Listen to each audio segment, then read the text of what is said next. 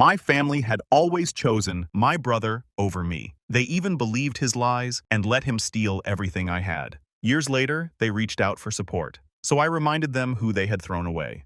I'm 29 now, but the story I'm about to share started nearly 7 years ago, back when I was a 22-year-old college graduate fresh into my first real job, completely oblivious to just how twisted my own family could be. I grew up in a small suburban town, the kind where everyone knew everyone, and reputation stuck like gum on the bottom of your shoe. My brother Drew, 2 years older, was the golden child varsity athlete class president, the one my mom proudly introduced as my perfect son. I was the quiet one, the smart one, if we're being generous. But in our household, brains never won over charm. My parents, or more specifically my mom, always favored Drew. If I got an A, Drew's C++ was still celebrated because he's under so much pressure with sports. If I got a job offer, she'd ask if it paid more than Drew's. Spoiler, it didn't.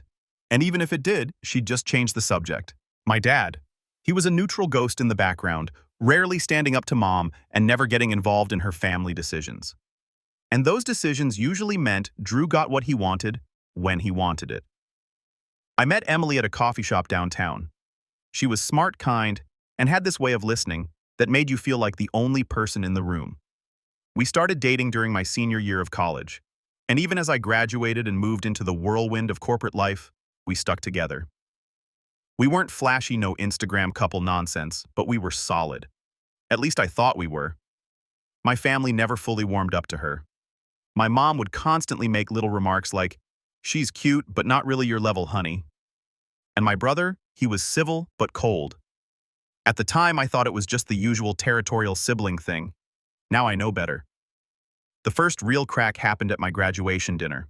It was supposed to be my celebration, but somehow Drew ended up giving a toast that sounded more like a resume reading of his own accomplishments. It's amazing seeing my little brother graduate. I remember when he couldn't even throw a football, he joked, making the whole table laugh, except Emily, who gave me a sympathetic glance. I brushed it off. Drew had always needed the spotlight. I was used to dimming my own so he could shine. Looking back, that dinner was a warning shot. A few months later, Emily and I moved in together.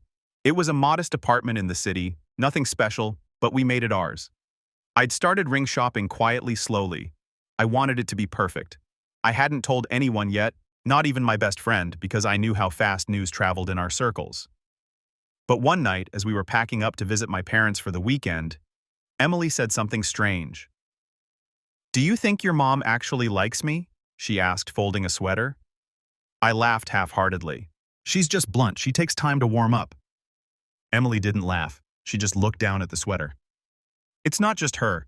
Drew gives me this weird vibe, like he stares sometimes when you're not looking, or he'll ask me strange questions. Last week, he texted me asking what kind of wine I liked, randomly. My stomach twisted. "He what?" She shrugged.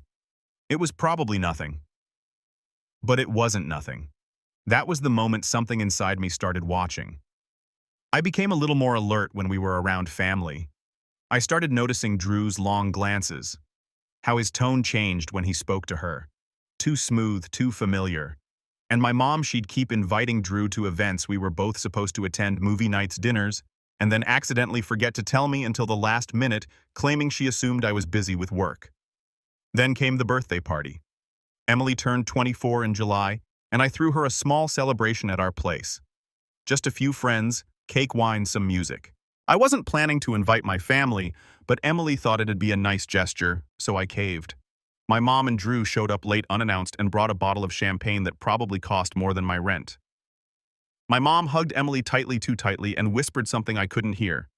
Drew walked in like he owned the place, complimented her outfit, then joked, "You sure you're not out of his league?" Everyone laughed. I didn't. After that night, Emily seemed off, distant. She smiled, less touched me less. I chalked it up to stress. She was applying to grad school after all. But a quiet voice in the back of my mind whispered, "Something's wrong." Then came the proposal, or what was supposed to be. I planned a weekend trip. Mountains, cabin, quiet. I had the ring. I had the words. But the night before we were supposed to leave, Emily sat me down and said, "I don't think I can do this." At first I thought she meant the trip. Then she said, "us." I blinked. What are you talking about? Her voice trembled. I know about the other girl, Ryan. My heart dropped. What other girl? She looked like she was trying to be brave, but her hands were shaking. Don't lie. Drew told me. He showed me the texts. He said you've been cheating for months. I couldn't breathe. Emily, I haven't. I swear on everything. I haven't. But she wouldn't look at me. He said he caught you. He said you begged him not to tell me. The world tilted. I wanted to scream, but all that came out was a whisper. You believe him over me. There was silence. And in that silence, everything between us shattered. Emily moved out a week later. My mom called once not to ask how I was, but to say, "You'll be okay, sweetie. She was never meant for you anyway." I didn't respond. Then came the final blow. 3 months after the breakup, I got a text from an old college friend. Hey man, you seeing this? Attached was a photo from a Facebook engagement announcement. Drew and Emily smiling, her hand on his chest, flashing my ring. I stared at it for a long time. I thought I cried. Instead, I laughed. A small, hollow sound that echoed in my empty apartment. I packed a bag that night. I didn't tell anyone. I turned off my phone, and I disappeared. No texts, no emails, no explanations. Let them fill in the blanks. I just walked away from all of it. That was the end of who I used to be and the start of something else entirely. I vanished. Not in the dramatic burn everything down kind of way, just quietly, deliberately. I quit my job, broke the lease, deleted every social media account I had, and bought a used sedan with what little savings I had left. I drove west toward states I'd never seen, mountains I'd only read about, and towns where no one had ever heard the name Ryan Bennett. For the first time in my life, I didn't have to live in Drew's shadow or shrink under my mother's disapproval. It was terrifying, and it was freedom. For 2 years, I worked odd jobs and moved often. Sometimes I was a bartender, other times a barista, once even a bellhop at a ski lodge in Colorado. I learned to love silence. I read a lot. I kept a notebook, filled it with ideas. One of them, a startup concept I dreamed about in college but never had the guts to pursue, slowly began to take shape. I won't bore you with the grind. But let's just say that isolation sharpens you and bitterness. Bitterness, when channeled right, is fuel. I taught myself code, saved, obsessively partnered with someone I met online who shared the vision, and after about 3 years, the business finally took off. It started small, then grew fast like wildfire in a dry forest. Investors came. Partnerships followed. By 28, I wasn't just doing well, I was quietly wealthy. Quiet enough that no one back home knew a thing, but they were about to. The first time I heard from my family again was during a late summer afternoon. I was sitting in my home office staring out over a quiet lake I now live beside, when my phone, a new number unconnected to my past, buzzed with a random email notification subject line, "Family Reunion." "We miss you, Ryan." I stared at the name Mom. The email was oddly cheerful, as if the past 5 years hadn't happened, as if they hadn't betrayed me, ridiculed me, thrown me aside like I was nothing. She wrote about how everyone was so excited to finally be together again, how Drew and Emily would be there with their little one. Apparently, I had a nephew, and how it wouldn't be the same without you. That was the first I'd heard of the child. I didn't respond, but that email opened a door, and soon enough, I found myself being passively watched. My old LinkedIn profile, which I'd locked and buried, had a sudden spike in views. My business, now a major player in its niche, was being followed by accounts with my family's last name. One evening, I even saw Drew's name appear briefly as a viewer on a podcast I'd done under a pseudonym. It clicked. Someone had figured it out. A few weeks later, another email arrived, this time from my father. The tone was different, stiffer, more cautious. "Hey, son, I know it's been a while. Your mom told me about the reunion. She misses you, Drew. Well, he regrets how things went down. I know you probably don't want to hear from us, but maybe it's time to let go of the past. It would mean a lot to your mother." I didn't reply. I wasn't ready. But the emails didn't stop. They came from my cousin, my aunt, even Emily, whose message simply said, "I hope you're okay. I think about you sometimes." I deleted it without opening the rest. Then something happened that shifted everything. One of my business partners forwarded me an email from an interested investor looking to arrange a meeting. They'd used my real name, the one I never advertised publicly. The message was vague, filled with flattery, but something about it felt off. I dug a little deeper, had someone on my team trace the source. It was Drew. He'd used a fake name, a burner address, tried to pose as an investor to get in touch with me. I saw red. He wanted something, and I knew exactly what it was. A few days later, I called my old college roommate James, one of the few people I'd kept in close, loose contact with. He still lived near my hometown, and more importantly had ties to people my brother still interacted with. "Hey," I said. "Weird question. Have you seen Drew lately?" James laughed. "Man, yeah, actually. You're not going to believe this. Guy's in debt up to his ears. Mortgage is underwater. Car got repossessed. And rumor is, Emily's threatening to leave again." That last word again hit harder than I expected. Apparently their marriage was not the fairy tale Facebook had promised. Turns out when the foundation of your relationship is betrayal and manipulation, the walls tend to crack fast. Emily had tried to launch some kind of influencer brand, but it flopped. Drew had burned through savings, made some bad investments, including a failed crypto gamble, and was now clinging to what little they had left. And worse, they'd moved back in with my parents. Of course they had. I almost felt sorry for them. Almost. But then James added, "Your mom still brags about Drew like he's God's gift to the planet, pretends none of it's his fault, tells everyone Emily's just going through a phase. It's pathetic." Nothing had changed. The golden child could do no wrong. And me, I was still the ghost, until I decided not to be. The next family reunion was scheduled for early spring. An outdoor venue rented out picnic area, all the distant cousins and second aunts, the full cast. It was the kind of event my mom lived for. Social peacocking in its purest form. According to the email chain James forwarded me, Drew was supposed to be the unofficial guest of honor with a toast planned in his name and everything. I RSVP'd anonymously under a fake name just to see if they'd notice. They didn't. The weeks leading up to the reunion were strangely meditative. I didn't feel rage or even sadness anymore, just a steady, calculated calm. I pulled my old suit from the back of the closet, had it tailored, then rented a luxury car for the day, sleek black, the kind that turns heads but doesn't scream. Trying too hard, I told my assistant to clear my calendar. I booked a hotel 2 towns over, and I waited. The morning of the reunion, I arrived 10 minutes early. The venue was already filling with people, kids running around, distant relatives laughing. I parked the car in full view of the entrance, stepped out slowly, adjusted my jacket, and made my way toward the tables. No one recognized me at first. Not until I walked straight past the welcome booth and casually picked up a drink from the refreshment table. Then I heard a sharp intake of breath. "Ryan." I turned. It was Aunt Michelle, the one who used to sneak me cookies as a kid and tell me I was too sensitive when my mom snapped at me. "Oh my God, it is you." Others started turning. Whispers spread. I smiled politely, nodded once, and kept walking. Then I saw them. My mom standing near the stage, frozen Drew beside her, hand in his pocket, face pale. And Emily, older, wearier still, beautiful in that distant kind of way, holding a toddler on her hip, staring at me like she'd seen a ghost. I didn't break stride. I walked right up to them, opened my mouth, and then they didn't show up.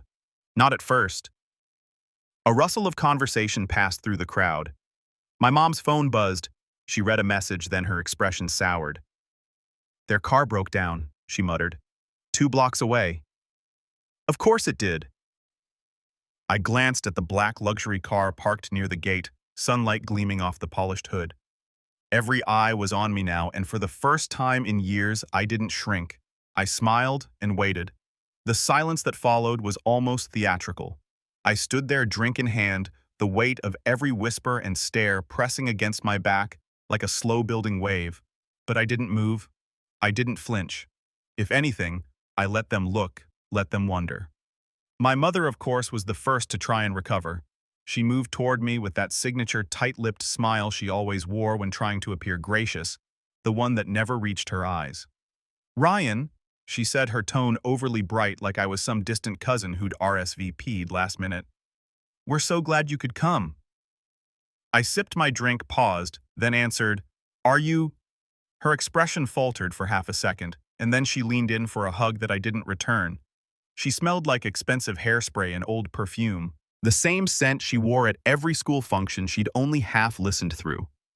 Before she could say more, a car horn beeped twice in the distance. Heads turned toward the street bordering the park entrance. A beat-up silver minivan, unmistakably theirs, rolled into view, sputtering as it lurched to a stop at the curb. The driver's door swung open, and Drew stepped out looking both flustered and furious, like he couldn't decide who to blame for being late.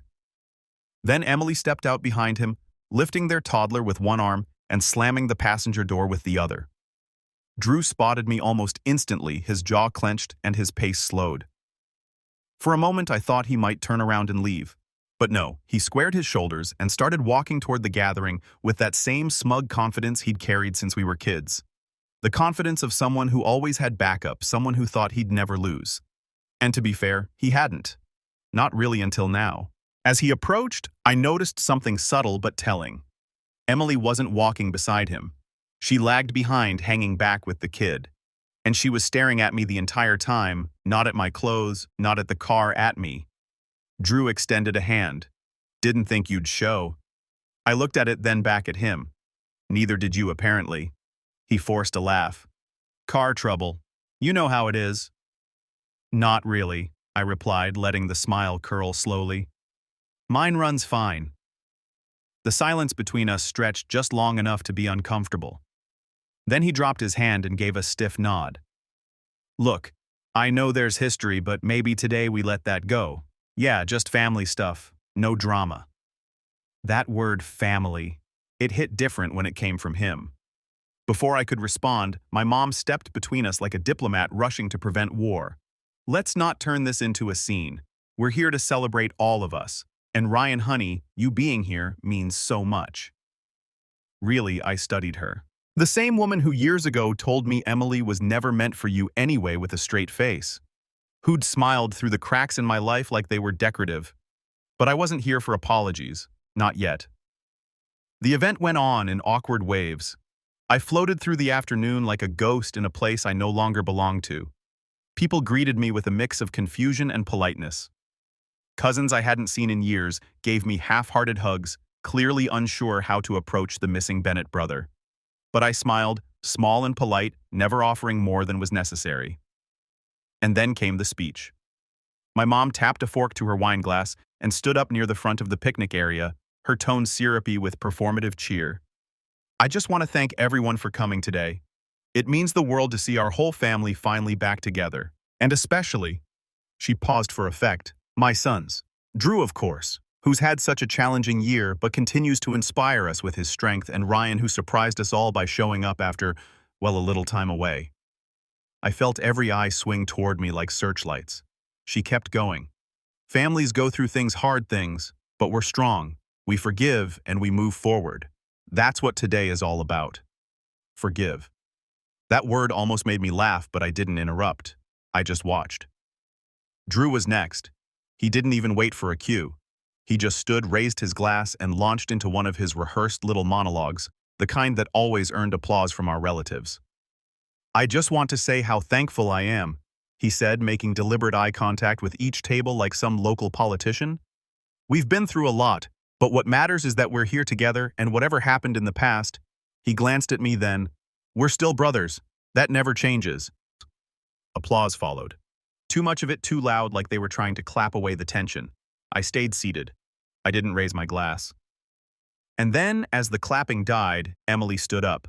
No cue, no toast, no announcement, just silence. She shifted her toddler to her hip and walked to the front, her eyes wide but calm. "I wasn't going to say anything," she began, her voice clear and steady. "But since we're all being honest today..." Drew's head snapped toward her. "Emily," she held up a hand. "No, you've had your turn." My mother's face paled. "I've kept quiet for years," Emily said. "Out of guilt, out of fear, out of shame, honestly. But seeing Ryan here, I can't pretend anymore." The entire park went still. No birds, no rustling leaves, just stillness. She turned to the crowd, her voice growing stronger. What Drew did, what they did was wrong. You all know what happened or what you thought happened. You all believed Ryan cheated, lied, abandoned me, but none of that was true. Her hand trembled slightly as she adjusted the baby. Drew lied. He showed me fake texts, fake screenshots, convinced me that Ryan had another woman, said he was just trying to protect me. My pulse thundered in my ears. Emily looked at me. And I believed him because I was young, because I thought I owed him something after everything fell apart, and because I trusted the people around me to tell me the truth. Drew stood up, fast panic in his eyes.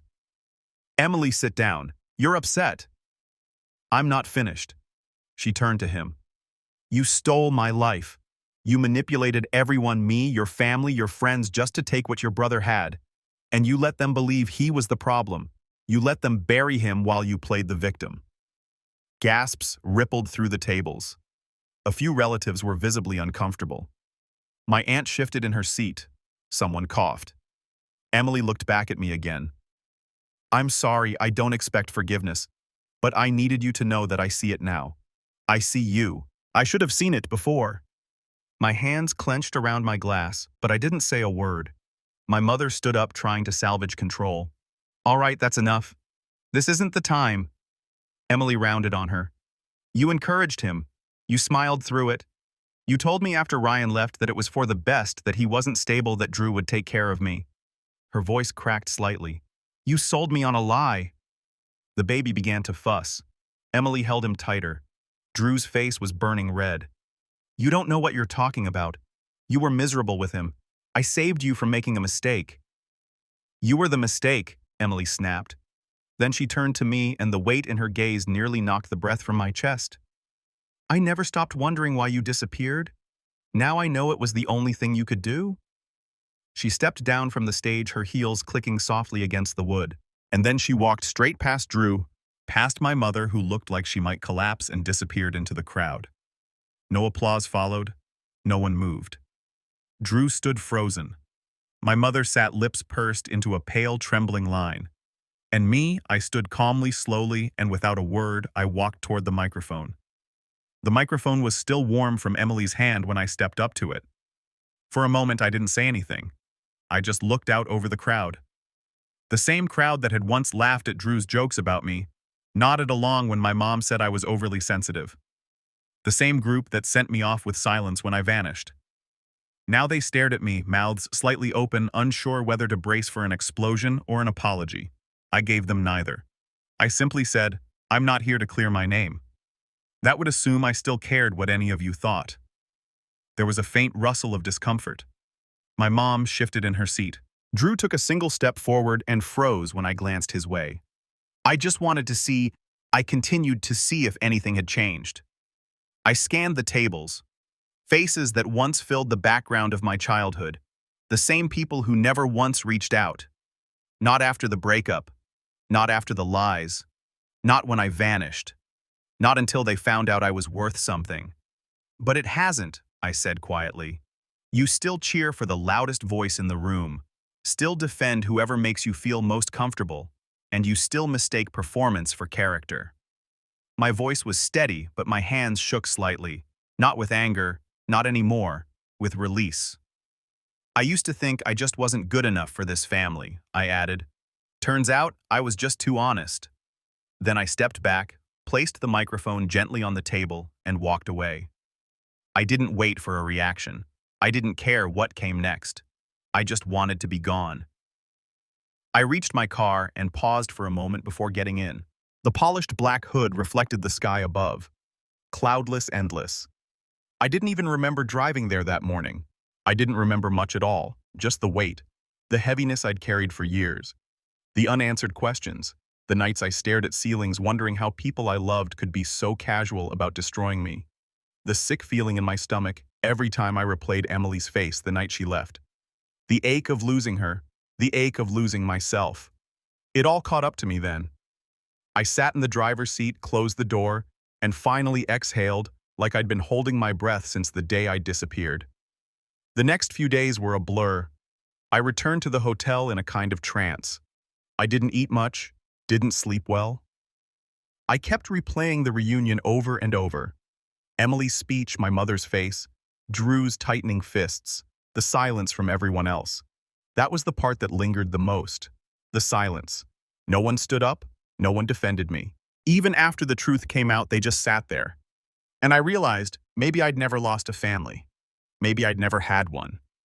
That thought broke something loose inside me. Not in a violent way, not in a way that made me want to scream or throw something, but in a way that made everything finally make sense. The next morning, I drove around the old neighborhood past my childhood home, the park where Drew broke my nose in a friendly football game, and Mom told me I was being dramatic. The ice cream shop where I once took Emily after our first real fight, the one where she admitted she hated how my family talked down to me. They were ghosts now. Every memory a shadow on pavement. I stopped by the cemetery. My grandfather, the only person in my family who ever made me feel truly seen, was buried there. I hadn't visited in years. I knelt by his grave and spoke out loud, even though no one was around. "I think I finally understand what you meant," I whispered. "You said, sometimes the only way to survive a storm is to walk away from the house that refuses to fix its roof." He used to speak in metaphors. At the time, I thought he was just being poetic. Now I saw it for what it was, a warning. I didn't cry, I just felt empty. The next day, I returned home. My real home. The one I built. Not from nostalgia, not from hand-me-downs, but from grit. From pain, from rebuilding a self they tried to erase. And then, I did something I hadn't allowed myself to do in a long, long time. I started planning. Not for revenge, not yet. But for clarity. I pulled out every record I had. Old messages, timelines, financial records. I started mapping out what had happened in those last few months before I vanished. I didn't know what I was looking for at first. Maybe I just needed to see it all laid out. The betrayal, the manipulation, the way they turned my life upside down while smiling through it. But the more I uncovered, the clearer the patterns became. Emily hadn't just been manipulated emotionally. There were financial threads too. Bank transfers, shifts in ownership. My old apartment lease had been co-signed by Drew at some point. Why I never added him. The ring I'd bought for Emily. A custom order under my name, but the purchase history showed it had been picked up by someone else. 2 days before she left me, things weren't just personal, they were calculated. I brought in a friend of mine, a forensic accountant I'd met through one of our angel investors. I asked him to look at a few documents casually. No context, just a situation I'm working through. A week later, he called me back. "Ryan," he said carefully, "you might want to sit down." I already was. He walked me through it. How Drew had used my identity to secure a small loan. How he'd forged a signature on the ring transaction. How someone likely with access to my personal documents had attempted to open a joint account in my name and Emily's. Days before the breakup, I thanked him, hung up, and stared at the wall for an hour. It was deeper than I thought. It wasn't just a relationship stolen. It was a life hijacked. They didn't just try to ruin me emotionally. They tried to erase me, but they failed. And now I had everything I needed, not just to heal, but to build the quietest, coldest fire they'd ever feel. Healing isn't linear. That's something I learned slowly, not in the poetic Instagram quote kind of way, but in the gut-wrenching, sleepless night kind of way. There were days I felt weightless, like the truth had finally set me free. And then there were mornings I woke up clenching my jaw, reliving the betrayal in fragments. Drew's smirk. Emily's disbelief, my mother's chilling indifference. But after the shock wore off, something else took root in its place. Focus. I threw myself into my company like it was oxygen. Every hour became a brick. Every deal, every hire, every product release a wall between who I used to be and who I was becoming. The world may not have known what my family did to me, but it would damn sure know who I was without them. The startup, which I'll just call Lucent Tech here, had been doing well before, but now it thrived. Maybe it was the clarity. Maybe it was that small ember of rage I let burn just hot enough to keep me sharp. But our growth exploded over the next 18 months. We pivoted our product into something bigger, a platform that automated back-end optimization for small to mid-size SaaS companies. Doesn't sound sexy, but it was exactly what a dozen struggling startups needed. And we landed 3 major contracts within 6 months. From there, it snowballed. We expanded, hired 20 new people, moved into a sleek downtown office, with an open floor plan and high ceilings that made everyone feel a little more powerful than they probably were. But I wasn't just building a company. I was building my own empire. I took courses, met mentors, hired a PR firm, sat on panels, spoke at conferences under my own name. The same name they once dragged through the dirt now appeared in Forbes's 20 entrepreneurs to watch under 30 list. Funny how that works. And with each new milestone, the calls started again. It started small. A text from my dad. "Proud of you, son. Saw the article." I didn't reply. Then an email from my mother. "We're planning another family event. Maybe this time you could make a toast." Nope, but the one that made me stop, really stop, came from Emily. It was short. No subject line, just one sentence. "Would you ever want to meet him?" I knew who him was. Her son. Drew's son. The child I'd once imagined might have been mine in another life before all of this. I didn't answer. Not yet. Instead, I looked at the message and asked myself a question I hadn't considered in years. What do I want? Not what do I need? Not what would make them hurt. Not what justice looks like, but me. What do I want after all of this? And the answer was simple. Peace. But peace for me would never come from forgiveness. Not until the scales were balanced. And I was finally in a position to do that. See, one of the benefits of building a tech company from scratch is that you become very good at research, at tracking, at noticing details most people overlook.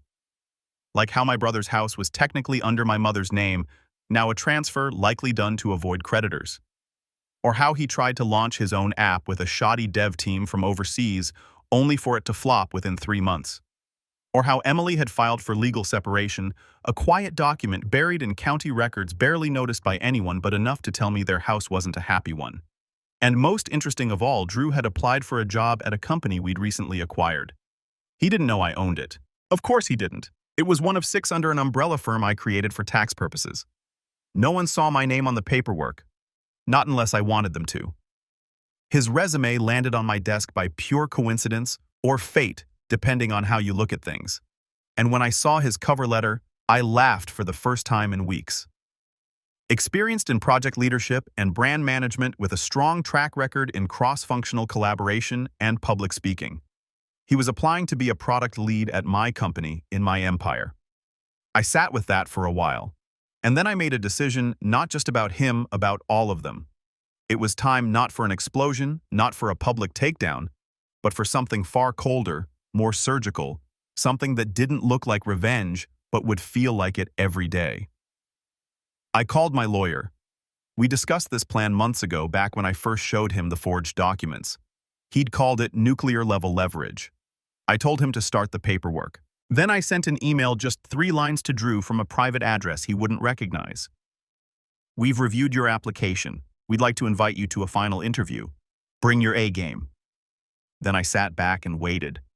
Power isn't loud, it's patient, and mine was just beginning to speak.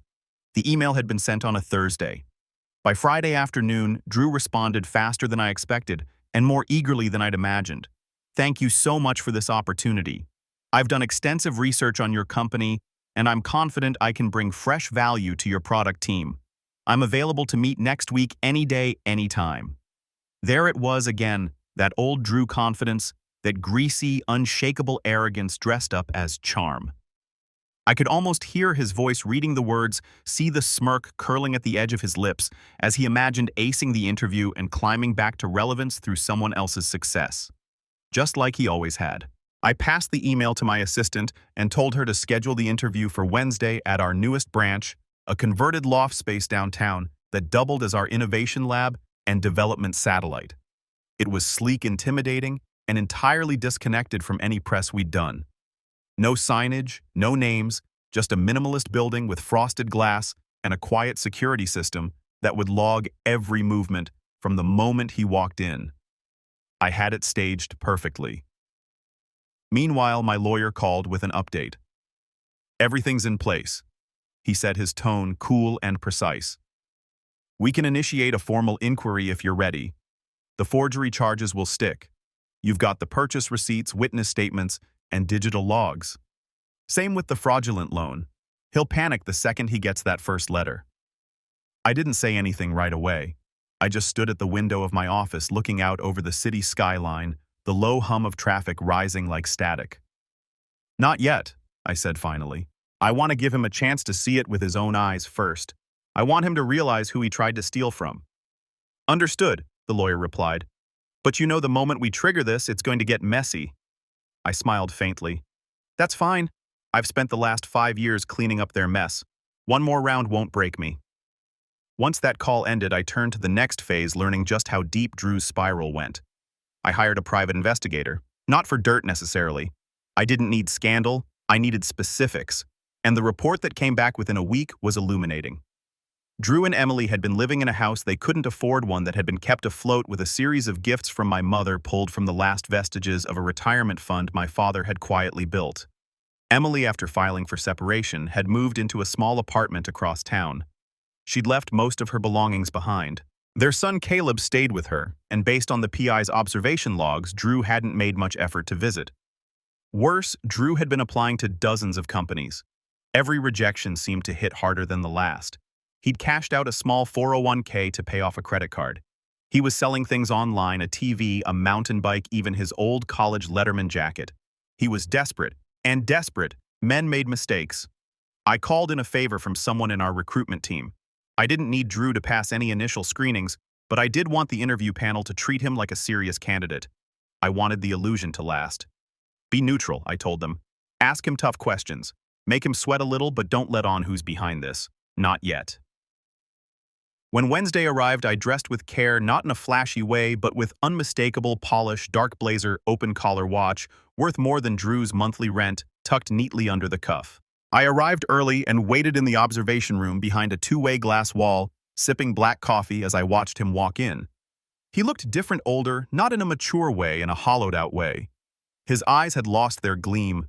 His posture, once annoyingly proud, sagged slightly at the edges.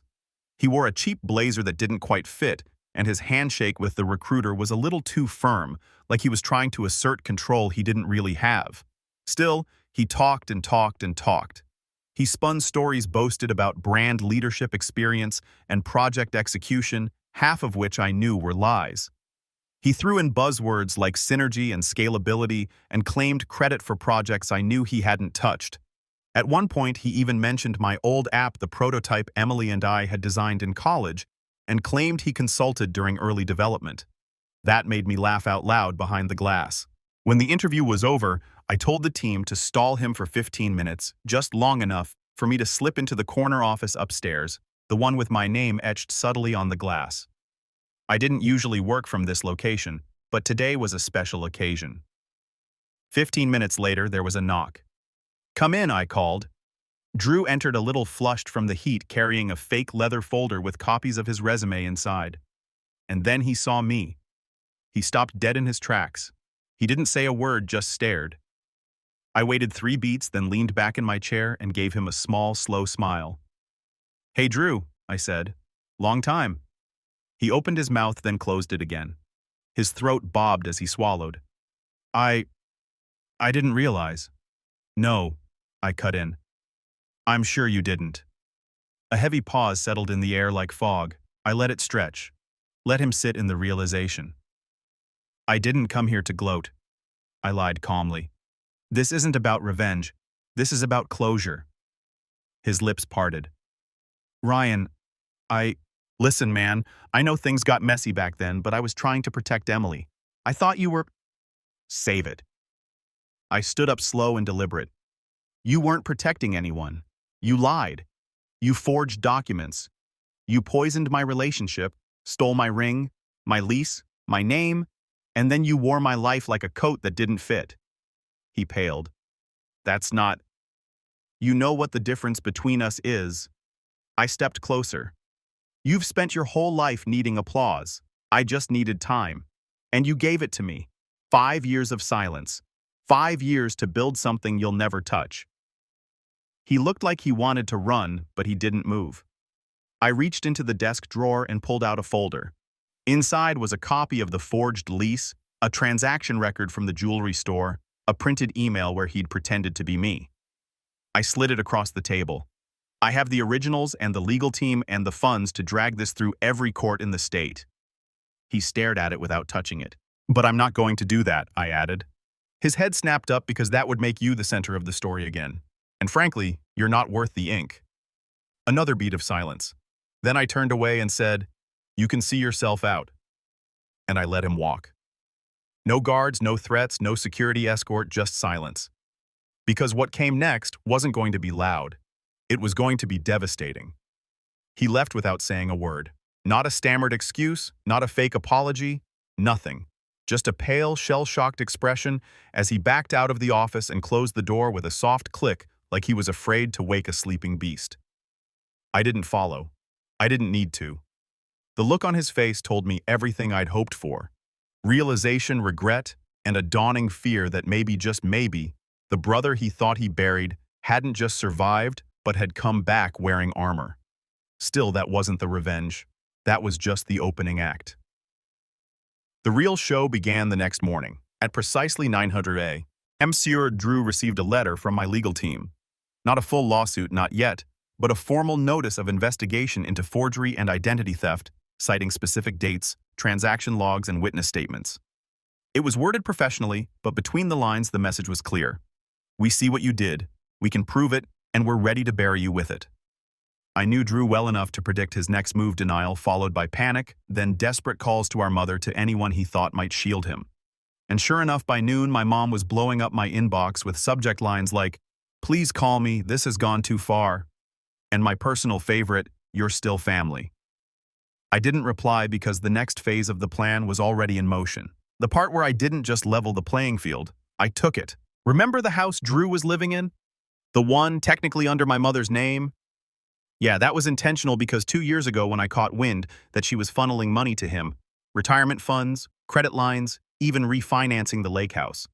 My grandfather left her, I stepped in behind the scenes quietly, legally, and with a polite offer she never understood the full scope of. A family friend acting as a wealth advisor approached her with an opportunity to consolidate her debts and free up some cash flow. She bit. The terms were generous. She signed, and just like that, half the deed to the home became part of a trust. My trust. She never realized I was behind it. Never asked who the silent partner was. Why would she? She thought I was still off somewhere licking my wounds, not orchestrating her undoing. And now with Drew teetering and the threat of legal fallout looming over his head, I decided to make my move.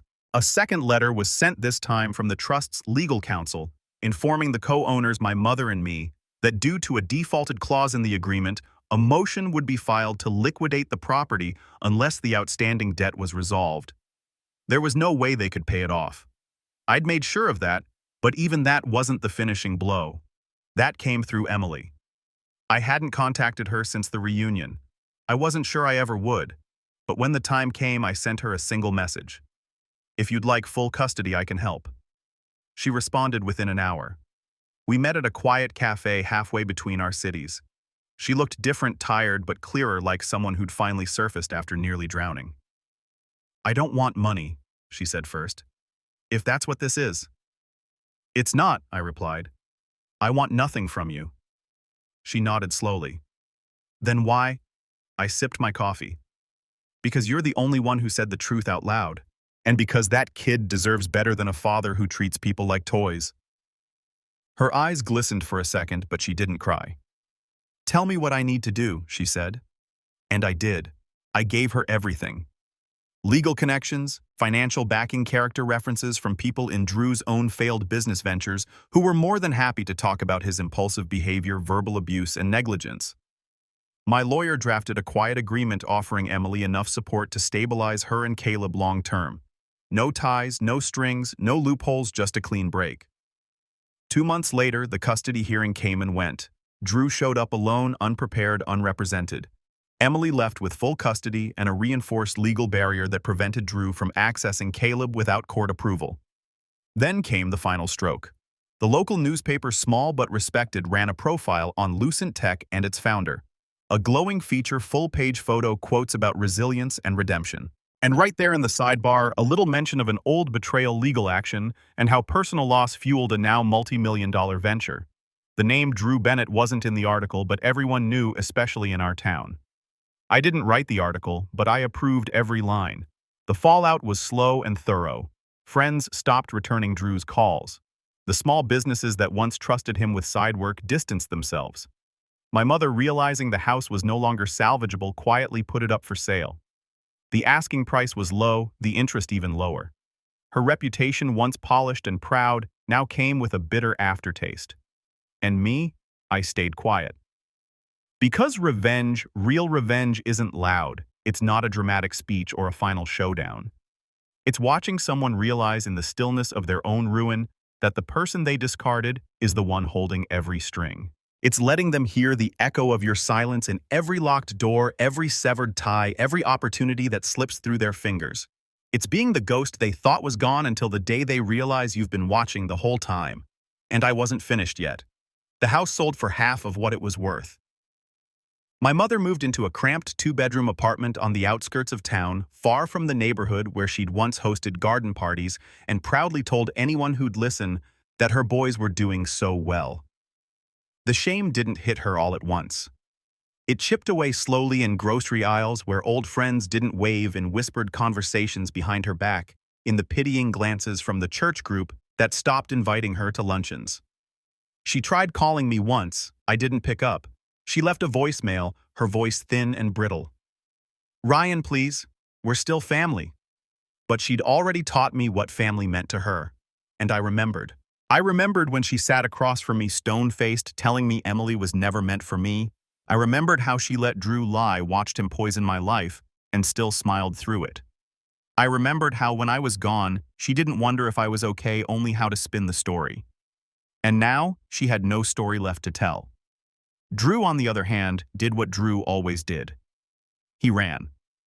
After losing custody after the article, after the house was sold, he tried to disappear into another city, another job, another identity. But the digital world didn't forget. Employers Googled him. Background checks lit up red flags. His resume was flagged for inconsistencies. He started freelancing, underpaying himself just to get a foot in the door. But even those doors closed fast. One night, James, my old college roommate, sent me a screenshot. Drew had started a GoFundMe. The caption read, "Trying to rebuild for my son. Life threw me some unfair curveballs." No mention of Emily or me, or the truth. I didn't donate. Neither did anyone else. It stayed at $75. 3 weeks in, Emily, meanwhile, thrived. She found a job working with a local nonprofit that supported single mothers and young families. I got a card from her one day, just a plain envelope with a crayon drawing inside from Caleb. No message, no signature, just a little stick figure with spiky hair and a lopsided smile, holding hands with a taller one in a suit. I kept it pinned to my fridge, not because I needed to remember who I was to them, but to remind myself of who I had become despite them. I didn't speak about the past often, not to the press, not to my partners, not to the people who worked beside me every day. Because revenge wasn't my origin story. It was just the footnote. The real story was the rebuilding, the becoming.